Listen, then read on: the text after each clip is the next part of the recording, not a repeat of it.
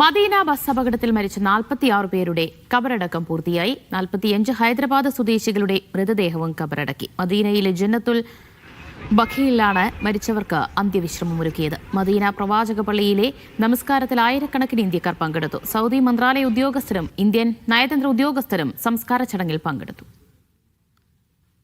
അഫ്താബ് റഹ്മാൻ വിവരങ്ങൾ നൽകും. അഫ്താബ്, അപകടത്തിൽ മരിച്ച എല്ലാവരുടെയും സംസ്കാര ചടങ്ങുകൾ പൂർത്തിയായില്ലേ?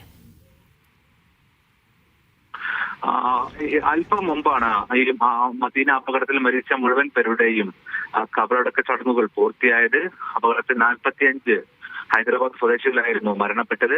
ഇതിന് പുറമെ ഈ ബസ്സിന്റെ ഡ്രൈവറായിരുന്ന ആളുടെയും ഖബറടക്കം ഇതോടൊപ്പം പൂർത്തിയായിട്ടുണ്ട്. അതിവേഗത്തിലാണ് ഇത് നടപടിക്രമങ്ങൾ ഇന്ത്യൻ വിദേശകാര്യ മന്ത്രാലയവും ഒപ്പം തന്നെ നയതന്ത്ര ഉദ്യോഗസ്ഥരും സൗദി വിദേശകാര്യ മന്ത്രാലയം ചേർന്നുകൊണ്ട് പൂർത്തിയാക്കിയത്.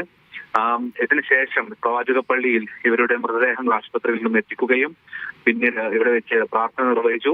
ഇതിനുശേഷം മദീന പള്ളിയോട് പ്രവാചക പള്ളിയോട് തന്നെ ചേർന്നുള്ള ജന്നത്തുൽ ബഖി എന്നറിയപ്പെടുന്ന ചരിത്ര പ്രസിദ്ധമായ ഖബറിടത്തിലാണ് ഇവരെല്ലാവരെയും ഒന്നടങ്കം ഇപ്പോൾ ഖബറടക്കിയിട്ടുള്ളത്. ഈ ചടങ്ങിൽ ആയിരക്കണക്കിന് നമസ്കാരത്തിലും പ്രാർത്ഥനയിലും പങ്കെടുക്കാൻ ആയിരക്കണക്കിന് ഇന്ത്യക്കാരും മദീന പള്ളിയിലേക്ക് ഇന്ന് എത്തിയിരുന്നു.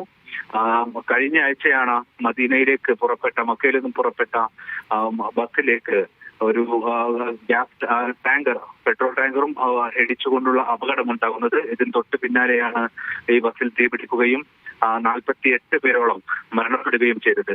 ഇതിൽ ഈ ടാങ്കറിൽ ജീവനക്കാരായിരുന്ന 2 പേരുടെ കബറടക്കം കൂടി ഇനി പൂർത്തിയാക്കാനുണ്ട്.